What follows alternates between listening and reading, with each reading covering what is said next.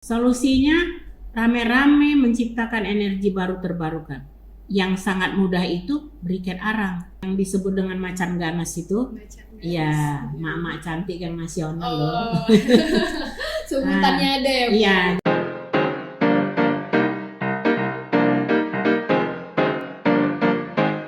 Assalamualaikum warahmatullahi wabarakatuh. Salam sejahtera bagi kita semua. Halo Sobat Sehat, kembali lagi nih di Tropico Podcast. Kesehatan investasi, pola hidup sehat, prestasi. Nah, hari ini kita kedatangan narasumber yang sangat luar biasa, yaitu bersama Insinyur Rena Arifah MSI. Nah, Ibu ini merupakan founder Rumah Briket, ya Bu. Nah, mungkin Ibu bisa perkenalkan diri terlebih dahulu kepada pendengar podcast kita pada hari ini. Baik, ya. Terima kasih. Assalamualaikum warahmatullahi wabarakatuh.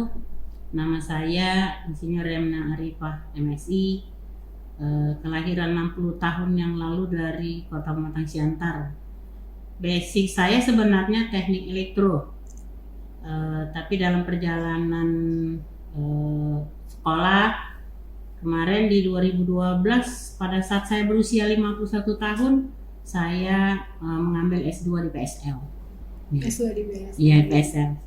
Jadi pada saat akan menyusun tesis, karena di PSL mengelola sumber daya alam dan lingkungan, dia harus berhubungan dengan lingkungan dan basic saya sebagai teknik elektro, sehingga saya mencari-cari apa yang bisa menjawab masalah sekarang ini adalah masalah sampah di lingkungan dan krisis energi di negara kita begitu. Maka di 2015 lahirlah saya beri nama Rumah Briket karena sampah-sampah organik yang selama ini tidak pernah diperhitungkan masyarakat bahwa itu adalah sesuatu, tetapi ketika saya mengolahnya sehingga dia bisa menjadi sesuatu karena dapat menggantikan bahan bakar yang pada saat itu dan sampai sekarang kita sedang mengalami krisis energi. Jadi terjawablah masalah sampah organik, kemudian terjawab juga masalah krisis energi begitu. Baik. Nah, seperti yang sudah kita dengar barusan, kita bakal ngebahas mengenai pengelolaan sampah yang akan dijadikan sebagai briket. Nah, sebelumnya saya lupa nih memperkenalkan diri. Nama saya Diana, host pada hari ini yang akan memandu jalannya podcast kita. Nah, bersama Ibu. Nah, kita bakal ngebahas mengenai pengelolaan sampah briket. Apa sih yang membuat Ibu ingin mengelola sampah dan menjadikannya sebagai briket gitu? Ya, jadi begini. Pertama, tahun 2015 itu kita sedang rame-ramenya membicarakan tentang masalah sampah. Bukan hanya Kota Medan atau Sumatera Utara, tidak. Dunia sedang pusing memikirkan bagaimana menyelesaikan masalah sampah. Nah, sampah ini kan terdiri dari 3 bagian besar. Pertama, sampah organik, sampah anorganik, dan limbah B3. Kalau limbah B3 mungkin membutuhkan teknologi untuk menyelesaikan masalahnya. Sedangkan sampah-sampah organik, sampah-sampah anorganik pada saat itu masih bisa diperpanjang usianya. Apakah dia dijadikan aksesoris atau didaur ulang begitu ya. Tetapi saya melihat sampah organik pada saat itu menjadi masalah. Karena apa? Karena di KBBI saja dikatakan bahwa sampah adalah sisa hasil dari sesuatu bla bla bla bla yang ujungnya tidak dapat dimanfaatkan lagi. Jadi ketika bicara tidak dapat dimanfaatkan lagi, maka yang ada kita itu menghindar. Karena sudah tidak dapat dimanfaatkan lagi. Nah, itulah yang menjadi dasar kepada saya bagaimana kita tidak menghindar dari sampah itu. Nah, jadi mindset lah yang dirubah supaya sampah-sampah tadi bisa dimanfaatkan. Itulah dasarnya kenapa saya membuatnya menjadi briket gitu. Jadi berarti Ibu sangat peduli gitu ya Bu terhadap sampah, yang padahal sampah itu meaningnya itu sebenarnya nggak diperdulikan gitu, sesuatu bahan sisa yang menjadi tidak bermanfaat sebenarnya, tapi Ibu akan memikirkan cara gitu, karena kan sampah ini juga banyak gitu nggak dimanfaatkan, padahal sebenarnya dari situ banyak yang bisa kita manfaatkan dari sampah ini kan Bu. Nah jadi sejak kapan gitu Bu Ibu sudah terjun gitu Bu ke dalam briket itu? Iya.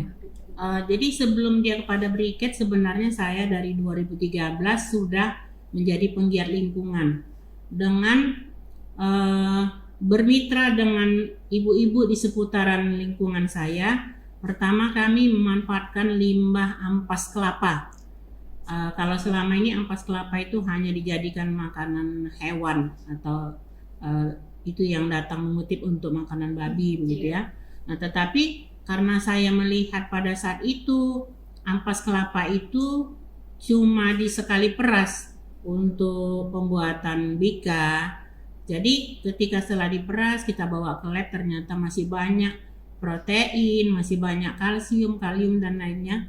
Maka saya jadikan dia makanan atau cemilan yang tidak ditakuti oleh perempuan. Nah begitu kan, perempuan takut sekali nih ngemil karena nanti takut gemuk. Nah iya kan. Padahal ketika kita tahu bahwa ampas kelapa itu masih bisa kita olah, dia bisa dijadikan cemilan. Selanjutnya pada saat akan menyusun tesis, saya memanfaatkan ibu-ibu yang selama ini sudah jadi mitra saya dengan cara satu grup dibentuk 10 orang. Nah jadi ibu-ibu ini tadi dengan tidak mengurangi tugasnya atau meninggalkan tugas sebagai ibu rumah tangga atau istri dari suaminya, dia bisa melakukan sesuatu. Nah yang perlu kita bangun dari masyarakat kita ini matre dia, dan saat ini butuh instan. Nah jadi kalau tadi hanya kita himbau saja, dilarang buang sampah, kemudian kumpulkan sampahmu, itu tidak menjadi solusi. Maka saya mengajak mereka, yuk kita kumpulkan sampah, satu grup 10 orang, untuk kita olah dengan cara membakarnya secara pirolisis. Itu ibu-ibu tidak perlu sama dia mau pirolisis apa, dia tidak perlu tahu itu. Dan dia tidak mau tahu. Yang dia mau sampahnya ini jadi uang. Nah gitu. Maka saya pertama sekali mengambil tema sampahku adalah emas. Ya gitu. Dan kalau kita cerita pada saat itu sampah itu emas, orang mencibir, mimpi kali ya. Iya benar. Ya. Nah, tetapi ketika saya mulai mengolahnya dengan cara membakar secara pirolisis, sehingga sampah-sampah organik tadi biasanya kalau dibakar dia akan jadi abu. Nah, tetapi hari ini dia jadi arang. Nah, dengan cara pirolisis tadi. Nah, ketika dia menjadi arang, kalau dia dibakarkan begitu saja, dia kan cepat habis dan panasnya tidak terkumpul. Maka saya mengolahnya dengan cara ditumbuk, dihaluskan supaya dia bisa berkumpul panasnya. Kita rekatkan dengan perekat dari tepung kanji yang dijadikan lem. Kemudian kita cetak. Pada saat itu kami mencetaknya boleh dengan kepalan tangan. Orang Batak bilang dipohol-pohol. Ya, boleh dengan bekas-bekas pipa, bekas bambu, bekas minuman air mineral. Nah, itu kita cetak sendiri, kita padatkan dia, kita keraskan. Karena arti dari briket itu sebenarnya sesuatu yang dipadatkan. Ya, jadi ketika yang kita padatkan itu adalah bentuknya arang, maka kita sebut dia briket arang. Nah, itulah awal atau cikal bakalnya kenapa saya membuat lembaga saya itu rumah briket. Karena dari sampah-sampah, kalau selama ini orang buat briket dia komoditi, misalnya batok kelapa, cangkang sawit, itu sudah biasa, bahkan itu ekspor. Nah, tetapi hari ini kenapa dia menjadi sedikit seksi? Ya, karena dia masalahnya sampah. Nah, di situ dia ya, makanya begitu kita mula memang ibu-ibu ini merasa mengerjakannya agak repot, akan hitam-hitam. Tetapi ketika saya sampaikan, kita bukan hanya dapat dari buat briketnya aja. Nah, nanti dalam proses pembuatan ini boleh divideokan. Videokan, naikkan. Nanti begitu followermu banyak, kau akan dapat uang.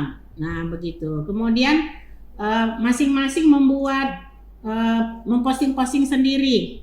Maka sampailah akhirnya kami itu didatangi beberapa stasiun TV.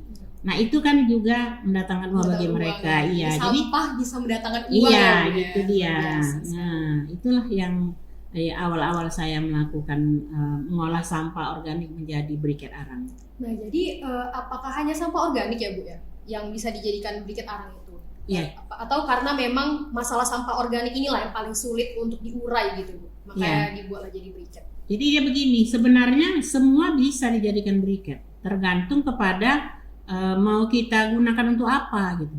Maka saya buat rumah briket, artinya briket dari sampah organik, dia bisa dibakar langsung dengan makanan. Makanya saya menyebutnya arang sehat. Ya, karena dalam proses pembuatannya tadi, sampah-sampah organik ini kita bakar secara pirolisis, dia tidak menghasilkan asap. Ya, kenapa? Karena asapnya langsung kita destilasi, maka dia keluar asap cair. Nah, jadi sampah yang dianggap tadi tidak bermanfaat, ketika kita mau mengolahnya, sampahnya jadi arang, kemudian asapnya yang seharusnya jadi polusi bagi lingkungan, justru dia kita jadikan asap cair yang nanti manfaatnya lebih banyak lagi untuk kesehatan, untuk pengawet, untuk pupuk, untuk pestisida, begitu dia. Nah, ternyata banyak sekali gitu ya Bu manfaatnya Bu. Padahal pertamanya dari sampah yang tidak ada manfaat dan gunanya gitu ya Bu. Tapi ternyata masih banyak gitu teman-teman. Manfaat dari sampah ini setelah diolah. Tadi dari ampas kelapa ya Bu ya, yang sudah tidak berguna gitu, dan akhirnya Ibu mengolahnya gitu kan. Sejak kapan sih Bu Ibu tuh memiliki pemikiran seperti itu gitu? Kok bisa gitu Bu kepikiran sama ampas kelapa ini bisa diolah menjadi cemilan, menjadi briket, itu sejak kapan? Iya, jadi mungkin begini, orang-orang tua kita dulu tidak melihat bakat anaknya di mana begitu. Ya, jadi sebenarnya pada dasarnya saya dari kecil itu memang selalu ngutip barang bekas. Iya, ngutip barang bekas gitu. Karena kami 8 bersaudara, mau beli mainan nggak punya uang karena orang tua kami cuma guru. Jadi dari sampah-sampah ini saya buat boneka, ya begitulah awal-awalnya. Tetapi itu tidak kita sadari sebenarnya kita siapa gitu ya. Rupanya setelah tua ini, setelah tua baru sadar gitu. Mulai melihat, ternyata itu juga sampah tapi masih bisa digunakan gitu ya. Nah, mungkin itu tadi sebenarnya mungkin potensi dari dulu sudah ada tapi ketemunya setelah tua gitu. Iya. Padahal dari dulu udah punya hobi gitu ya Bu, untuk mengurai, untuk mengolah sampah itu, tapi sekarang lah baru terasa dia manfaatnya, dan sangat luar biasa manfaatnya bukan untuk diri sendiri teman-teman, bahkan untuk orang sekitar, dan kita bisa menghasilkan uang. Nah, menurut Ibu nih seberapa efektif sih Bu untuk sampah itu dijadikan briket tuh, seberapa efektif untuk mengurangi populasi sampah gitu di dunia ini ataupun di Indonesia khususnya? Ya, sebenarnya kalau cerita efektif sangat efektif sekali ya. Kalau memang kita mau rame-rame keroyokan, ya kan? Rame-rame. Karena kan judulnya menjadi zero waste. Buktinya tadi sampah kita bakar secara pirolisis, dia jadi arang. Arang diolah jadi briket. Briket ini dia bukan hanya pengganti bahan bakar saja.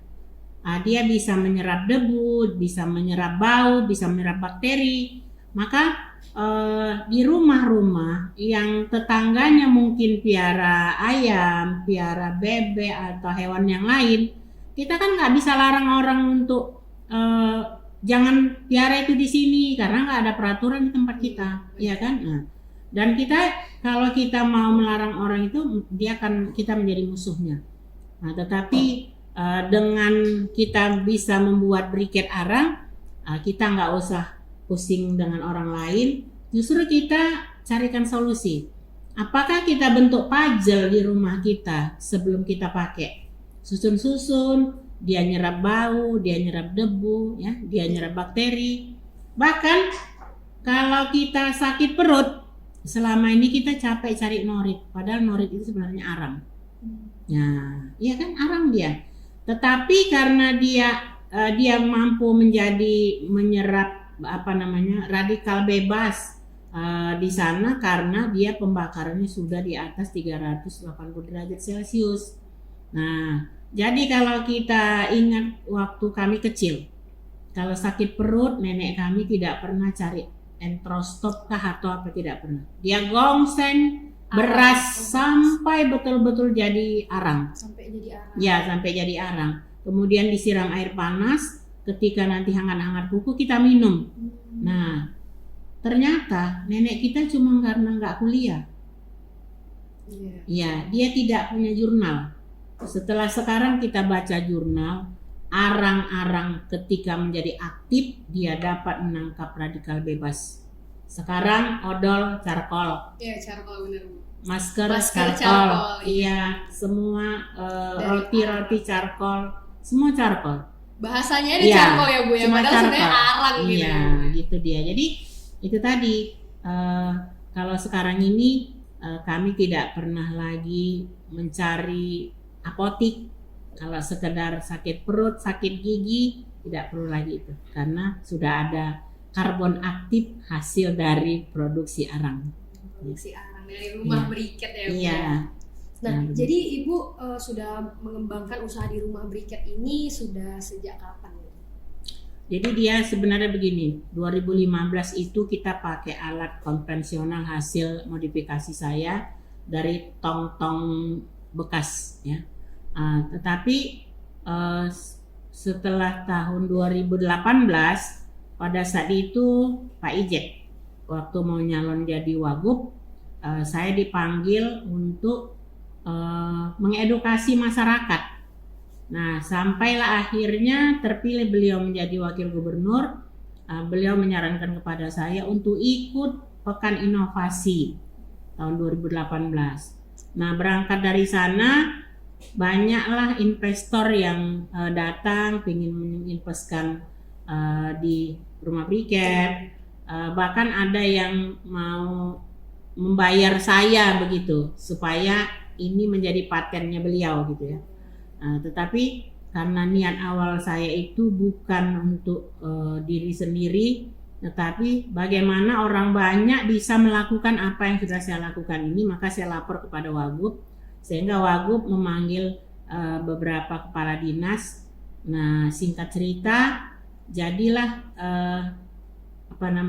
rekomendasi itu diminta oleh Pak Wagub kepada Dinas Koperasi dan UMKM memberikan alat kepada saya dalam bentuk hibah. Jadi 2019 alat itu saya terpasang di rumah saya. Kemudian pada saat sudah kita mulai buat briket menggunakan alat yang tadinya cuma bisa 1 menit 1 buah briketnya, tapi dengan datangnya alat itu 1 kali cetak 49 butir yang keluar. Nah, jadi bisa menghasilkan kapasitas yang besar dan kuantitas yang lebih baik. Iya. Sayangnya di awal 2020 kita kena COVID, sehingga dia tidak begitu cepat perkembangannya, karena yang menggunakannya pada saat itu rumah makan, hotel, KP-KP, ya kan. Nah, itu semua ditutup. Iya. Iya. Nah, tetapi bagi yang sudah tahu, justru untuk menekan COVID di rumahnya, justru dia memang beli arang kita tadi, karena kelompok briket kita arang sehat. Nah, begitu dia. Jadi kalau tetangga-tetangga saya itu dia sudah pada menggunakan briket arang. Ya, begitu. dari rumah Briket Iya. Ibu ya. Jadi Ibu sudah mensosialisasikannya juga kepada tetangga Ibu. Iya. Nah, usaha Ibu ini dikembangkan ada bekerja sama dengan NGO atau Dinas Lingkungan Hidup gitu, Bu? Jadi sebenarnya pada dasarnya saya tidak ada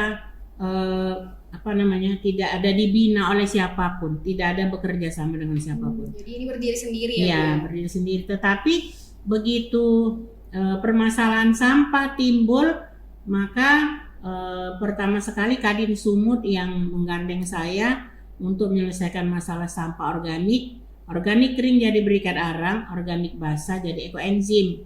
Nah, jadi kami selalu disandingkan ketika membuat pelatihan arang sehat dan ekoenzim begitu dia. Tapi belakangan ini karena mulai sering anggota-anggota saya yang disebut dengan macan ganas itu, iya, mak-mak cantik yang nasional loh. Sebutannya ada ya, Bu? Iya, jadi macan ganas selalu posting-posting, maka semakin banyak ini media yang mengenal. Kemudian media itu yang membesarkan kami, akhirnya datanglah yang pertama sekali kemarin itu PLN memberikan CSR kepada kami untuk mengupgrade peralatan supaya bisa menghasilkan lebih banyak gitu. Iya. Briket ya, Bu? Iya, briket arang. Nah, apakah briket ini dapat menjadi peluang usaha gitu, Bu, untuk alternatif bahan bakar? Iya. Itu pas sekali tuh. Karena begini, pertama kita krisis energi. Dari data Kementerian SDM, 2030 kita sudah tidak punya energi fosil. Di 2030? Iya. 2030 itu dari sekarang tinggal 8 tahun lagi. Dan tanda-tandanya sudah kelihatan. Mulai daripada kemarin solar terkendala ya. Kemudian masuk ke si premium, digantilah ke Pertalite, ini naik pula Ya, si Pertamax, Pertamax, besok hilang Pertalite. Itu artinya kita akan kehilangan bahan bakar. Oleh karena itu kita harus kembali lagi. Solusinya rame-rame menciptakan energi baru terbarukan. Yang sangat mudah itu briket arang. Karena kalau yang lain dia butuh peralatan dan teknologi, misalnya mau dijadikan minyak ya, tapi kalau briket tidak begitu ini, kalau hanya untuk dipakai sendiri nggak memerlukan peralatan yang canggih dan mahal, bisa digunakan sendiri. Iya, gitu dia. Dan apalagi sekarang minyak goreng pula lagi. Iya, minyak goreng. Ya, minyak goreng yang mahal sekarang. maka sekarang kembalilah membakar-bakar. Sehingga bakarlah makanannya pakai arang sehat. Jangan seperti selama ini kita bilang aku udah makan bakar-bakar, tapi kok masih sakit-sakit. Ya membakarnya pakai apa? Iya, kalau bakarnya bukan arang yang sudah sehat, tentu bisa jadi karsinogenik, kan bisa juga jadi racun. Nah begitu. Jadi kalau kita punya, karena cara pembakaran kita yang racun-racunnya sudah keluar lewat asap cairnya. Nah, jadi luar biasa banget nih ya teman-teman briket ini. Sangat banyak sekali manfaat dari briket ini yang bisa dihasilkan gitu untuk manusia, bahkan bukan untuk Ibu Rena aja gitu, bahkan untuk masyarakat lain, dan bisa menghasilkan uang juga. Bisa juga menjadi alternatif usaha bahan bakar ke depannya. Karena kan ke depannya seperti yang kita lihat, sudah banyak nih bahan bakar yang mulai tidak ada gitu, seperti Pertalite yang sudah mulai ada, Pertamax yang naik, minyak goreng yang tidak ada, dan bakar-bakar ya harus memakai arang sehat ya, Bu ya. Nah, jadi mungkin Ibu bisa memberikan closing statement, Bu, untuk pertemuan kita kali ini. Ya, mungkin begini. Pertama mulai dari diri sendiri, dengan cara hidup sehat di bumi yang sehat. Itu dulu dia. Jadi kalau kita sudah ingin sehat di bumi yang sehat, berarti kita peduli terhadap lingkungan.